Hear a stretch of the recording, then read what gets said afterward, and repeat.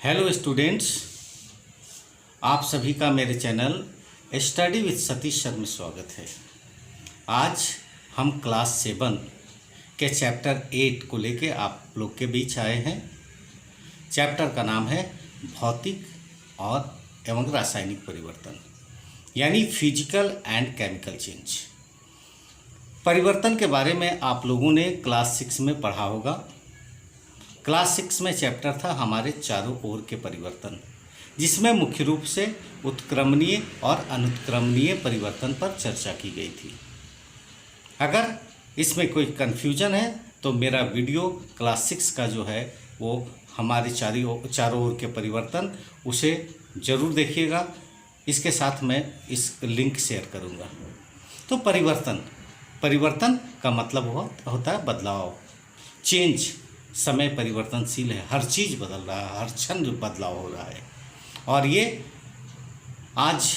परिवर्तन में एक विशेष परिवर्तन जो कि भौतिक और रासायनिक परिवर्तन के नाम से जाना जाता है, उसे हम चर्चा करेंगे। ऐसे ये चैप्टर कई पार्ट में वीडियो होगा। ये पहले पार्ट में हम लोग मुख्य रूप से 2 परिवर्तनों पर चर्चा करेंगे, एक मंद और तीव्र परिवर्तन और दूसरा भौतिक और रासायनिक परिवर्तन। और इसके बाद का जो सिलेबस का JCRT के सिलेबस का जो हिस्सा है उसको हम अगले वीडियो में। तो आज मुख्य रूप से हम मंद परिवर्तन और तीव्र परिवर्तन के साथ साथ भौतिक और रासायनिक परिवर्तन पर चर्चा करेंगे। तो आइए, आज का मेरा यही टॉपिक है, मंद परिवर्तन एवं तीव्र परिवर्तन, भौतिक एवं रासायनिक परिवर्तन। इस चैप्टर में जो JCRT का सिलेबस है और जो किताब है, उसमें सबसे पहले हम एक्टिविटी जो है, क्रियाकलाप पर चर्चा करेंगे। जैसे क्रियाकलाप जो है, एक है मंद परिवर्तन और तीव्र परिवर्तन पर। तो मंद परिवर्तन का मतलब हुआ जो बहुत धीरे धीरे होता है, बहुत स्लो होता है। जैसे किसी बच्चे का बढ़ना, नाखून जो है नाखून का बढ़ना, पेड़ पौधा जो है उसका बढ़ना, फूल का खिलना, ये बहुत स्लो होता है, तो वो मंद परिवर्तन हो गया। और कुछ परिवर्तन काफ़ी तेज़ होता है। जैसे मान लिया अगर एक कागज़ है, इसको जला देंगे, पेट्रोल या डीजल है, उसको हम में आग लगती है, या रसोई घर में गैस जो जलता है वो काफ़ी तेज़ी से होता है। तो जो तेज़ी से होता है उसे तीव्र परिवर्तन, और जो धीरे धीरे होता है उसे मंद परिवर्तन कहते हैं। तो आइए सबसे पहले हम यहाँ पर क्रियाकलाप जो है, इस क्रियाकलाप पर चर्चा करते हैं। यहाँ पे सबसे पहले मंद परिवर्तन, जो परिवर्तन धीमी गति से होते हैं उन्हें मंद परिवर्तन कहते हैं। जैसे पौधे का बढ़ना, नाखून का बढ़ना, जंग लगना आदि। तीव्र परिवर्तन की जब हम बात करते हैं तो जो परिवर्तन तीव्र गति से होते हैं उन्हें तीव्र परिवर्तन कहते हैं। जैसे कागज़ का जलना, गुब्बारे से हवा निकलना, रसोई गैस का जलना आदि। अब ये जो सिलेबस है हमारे किताब में, जो क्रियाकलाप है, क्रियाकलाप 1 मंद परिवर्तन और तीव्र परिवर्तन। आप लोग बुक में देखिएगा कि एक साइड जो है परिवर्तन लिखा हुआ और दूसरे तरफ परिवर्तन का नाम। तो आप जैसे दूध से दही बनना, तो दूध से दही बनना किस तरह का परिवर्तन होगा? चूँकि दूध से दही बनने में समय लगता है, यानी ये धीरे धीरे होता है, तो हम इसको क्या लिखेंगे? इसको लिखेंगे मंद परिवर्तन। ये जो है, ये दूध से दही बनना कैसा परिवर्तन होगा? ये मंद परिवर्तन होगा। उसी तरह से गेहूं से आटा बनना। अब गेहूं जो है, अब गेहूं को अगर हम आटा बना रहे हैं तो आटा जो है क्रश करेंगे, अगर उसको मशीन में डाल देंगे तो तुरंत जो है वो हो जाएगा। तो ये क्या होगा? तीव्र परिवर्तन होगा। इसके बाद अगर हम बात करते हैं गीले कपड़े का सूखना, कपड़ा अगर भींगा हुआ है उसको हम फैलाते हैं, अगर सूखता है तो धीरे धीरे होता है, धीरे धीरे वो सूखता है, तो ये भी परिवर्तन हुआ। तो ये क्या होगा? मंद परिवर्तन होगा। इसके बाद पटाखे का जलना। पटाखा जब हम लोग दीपावली में जलाते हैं या किसी उत्सव के मौके पर, किसी खुशी के मौके पर, तो देखते हैं काफ़ी तेज़ी से जलता है, यानी ये जो होगा ये भी होगा तीव्र परिवर्तन।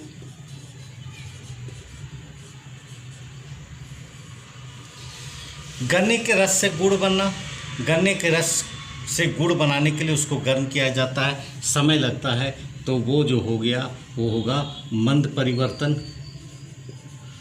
और क्रियाकलाप 1 में जो लास्ट है, बीज से वृक्ष बनना। कोई बीज है उसको ज़मीन में हम मिट्टी के अंदर जो है उसको गाड़ते हैं, धीरे धीरे वो बढ़ता है, यानी ये जो है ये भी होगा मंद परिवर्तन।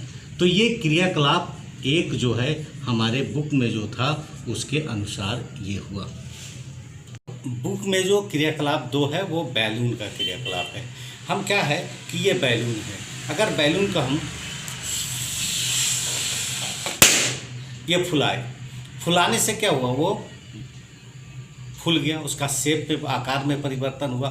लेकिन वो ज़्यादा अगर हम फुलाएं तो वो क्या हो गया, वो फट गया, तो वो भी एक परिवर्तन है। तो इस तरह से ये जो क्रियाकलाप 2 है में हम लोग बैलून का ये देखें। सिलेबस में जो किताब में जो क्रियाकलाप है, जिस क्रियाकलाप 3 में हम अगर कागज़ लेते हैं, अगर इस कागज़ के टुकड़े को, ये कागज़ के टुकड़े को अगर हम 2 हिस्से में बांट देते हैं, या इस कागज़ के टुकड़े को अगर हम 4 हिस्से में बांट देते हैं, तो भी ये परिवर्तन हो गया। तो ये जो ये है, ये तो परिवर्तन हुआ, ये 4 अलग अलग हिस्सा कागज़ का बन गया, फिर भी ये परिवर्तन है। इसको अब क्या है कि हम नहीं जोड़ सकते, ये अलग अलग है तो जुड़ता नहीं है, तो लेकिन फिर भी इसमें गुण में परिवर्तन नहीं हुआ। तो ये क्रियाकलाप हमें ये बताता है कि हम जो है वो परिवर्तन ला सकते हैं, परिवर्तन जो है आसानी से हो सकता है। ये सभी एक्सपेरिमेंट को हम घर में कर सकते हैं। अब हम आते हैं, मेरा जो आज का जो टॉपिक है वो है भौतिक और रासायनिक परिवर्तन। कुछ परिवर्तन ऐसे होते हैं, जैसे हम इस पेपर को लिए, ये पेपर को हम 4 हिस्सा में जो है बांट दिए, तो इसमें तो परिवर्तन हुआ, लेकिन इसके में क्या परिवर्तन हुआ, तो इसके आकार में परिवर्तन हुआ, लेकिन इसके गुण में परिवर्तन नहीं हुआ। ये कागज़ था तो कागज़ ही रह गया, तो इसमें गुण में परिवर्तन नहीं हुआ। अगर हम मान लिया जाए कि एक मोमबत्ती का मोम ले लेते हैं किसी बर्तन में और उसको गर्म करेंगे, तो वो ठोस जो है वो पिघल कर द्रव में परिवर्तित होगा, तो इसके अवस्था में परिवर्तन हुआ। लेकिन इसको अगर हम छोड़ देते हैं तो फिर जो है वो जम के मोम बन जाएगा, तो वो अपनी स्थिति में आ जाएगा। तो जब किसी भी वस्तु के अवस्था में परिवर्तन हो, उसके रंग में परिवर्तन हो, स्वाद में परिवर्तन हो, लेकिन जो उसका मूल पदार्थ है उसमें अगर परिवर्तन नहीं होता है, तो वैसे परिवर्तन को हम भौतिक परिवर्तन कहते हैं। लेकिन इसके विपरीत अगर मान लिया जाए कि कोई ऐसा परिवर्तन हो जिसमें कि नए पदार्थ का निर्माण होता है, तो उस परिवर्तन को हम रासायनिक परिवर्तन कहते हैं। जैसे मान लिया जाए कि अगर ये कागज़ है, तो कागज़ के टुकड़े कागज़ का अगर हम टुकड़ा करते हैं, अलग अलग टुकड़ा बना दिए कागज़ से, तो इसमें तो परिवर्तन हुआ, लेकिन इसके मूल जो गुण है उसमें परिवर्तन नहीं हुआ, कागज़ का कागज़ ही रह गया। लेकिन अगर हम इस कागज़ को अगर हम जला देते हैं, इस कागज़ को हम जला देते हैं, तो जलाने से जो है ये यहाँ पर परिवर्तन हुआ, लेकिन ये परिवर्तन में हम क्या देखते हैं कि परिवर्तन में ये कागज़ जो था, कागज़ के जगह जो है राख बन गया, नया पदार्थ बना। इसके अलावा इसमें ऊष्मा निकला। तो इस तरह का जो परिवर्तन होता है कि जिस परिवर्तन में नए पदार्थ का निर्माण होता है, उस परिवर्तन को हम लोग रासायनिक परिवर्तन कहते हैं। अब अगर हम एक मोमबत्ती का उदाहरण लें, तो मोमबत्ती जो होता है, मोमबत्ती को जब हम जलाते हैं तो मोमबत्ती जलाने में कौन सा परिवर्तन होता है, आइए हम इसको देखते हैं। जैसे मान लिया जाए कि ये मोमबत्ती है। अब हम मोमबत्ती को अगर हम जला रहे हैं, तो यहाँ जब मोमबत्ती ये जल रहा है, तो यहाँ पर जो ये मोम है, ये मोम जब जलेगा, तो जो मोम जल रहा है तो जल के फिर तो वापस नहीं आएगा, तो वो नया पदार्थ बन गया, यानी मूल अवस्था में इसका जो है वो परिवर्तन हो गया, क्योंकि ये जो जल रहा है, जलने से ऊष्मा प्राप्त हो रहा है। लेकिन इसी मोमबत्ती को जलने के बाद अगर पिघल कर मोम अगर नीचे गिरता है, तो वो नीचे जैसे आएगा वो क्या हो जाएगा, जम जाएगा। तो उस समय जो परिवर्तन होगा वो परिवर्तन भौतिक परिवर्तन होगा। यानी कि मोमबत्ती को जब हम जलाते हैं तो उसमें भौतिक और रासायनिक दोनों परिवर्तन होता है। तो आइए एक बार हम परिभाषा को देखते हैं। भौतिक परिवर्तन वह परिवर्तन जिसमें किसी पदार्थ के भौतिक गुणों जैसे आकार, आमाप, आमाप का मतलब साइज और आकार का मतलब शेप, तो जैसे अमाप आकार, अमाप, रंग, अवस्था आदि में परिवर्तन होता है, उसे हम भौतिक परिवर्तन कहते हैं। भौतिक परिवर्तन में कोई नया पदार्थ नहीं बनता है। यह परिवर्तन उत्क्रमणीय परिवर्तन होता है। उत्क्रमणीय परिवर्तन हम लोग क्लास 6 में जान चुके हैं, यानी ऐसा परिवर्तन जिसमें जो पदार्थ, जो मूल पदार्थ है उसको फिर हम प्राप्त कर सकते हैं, वो मूल पदार्थ रहता है, कोई नया पदार्थ नहीं बनता है। और अनुत्क्रमणीय जो है एक दिशा में होता है, एक पदार्थ दूसरे पदार्थ में परिवर्तित हो जाता है, फिर मूल पदार्थ में उसको नहीं ला सकते हैं। दूसरा जो है वो रासायनिक परिवर्तन। रासायनिक परिवर्तन में वह परिवर्तन जिसमें एक अथवा एक से अधिक नए पदार्थ बनते हैं, उससे हम रासायनिक परिवर्तन कहते हैं। इस प्रकार हम देखते हैं कि कुछ परिवर्तन ऐसे होते हैं जिस परिवर्तन में पदार्थ के गुण जो है वो नहीं बदलते हैं, यानी नए पदार्थ का निर्माण नहीं होता है। तो जिस परिवर्तन में नए पदार्थ का निर्माण नहीं होगा वो भौतिक परिवर्तन।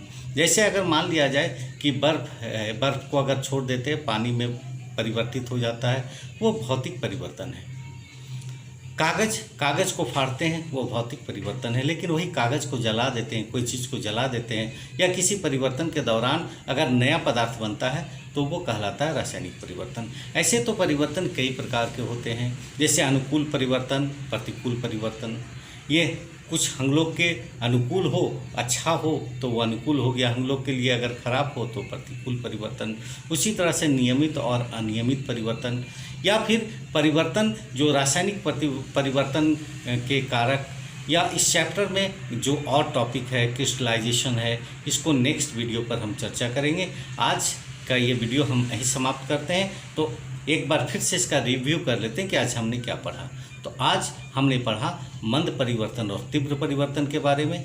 जो परिवर्तन धीरे धीरे होता है उसे मंद परिवर्तन कहते हैं, और जो तेज़ी से होता है, काफ़ी फास्ट होता है, उसको हम तीव्र परिवर्तन कहते हैं। इसके अलावा जो आज का दूसरा टॉपिक हम लोगों ने पढ़ा, जो कि सबसे महत्वपूर्ण था, वो था भौतिक परिवर्तन और रासायनिक परिवर्तन। ऐसा परिवर्तन जिस परिवर्तन में नए पदार्थ का निर्माण नहीं होता है, पदार्थ जो है वो अपने उसके गुण में परिवर्तन नहीं होता है, तो वैसा परिवर्तन जो है भौतिक परिवर्तन कहलाता है। और जिस परिवर्तन में नए पदार्थ का निर्माण होता है उसको हम कहते हैं रासायनिक परिवर्तन कहते हैं। तो आज इतना ही। अगर आपको मेरा ये वीडियो अच्छा लगा, मेरा ये क्लास अच्छा लगा, तो प्लीज़ लाइक, शेयर और सब्सक्राइब जरूर कीजिएगा। Thank you.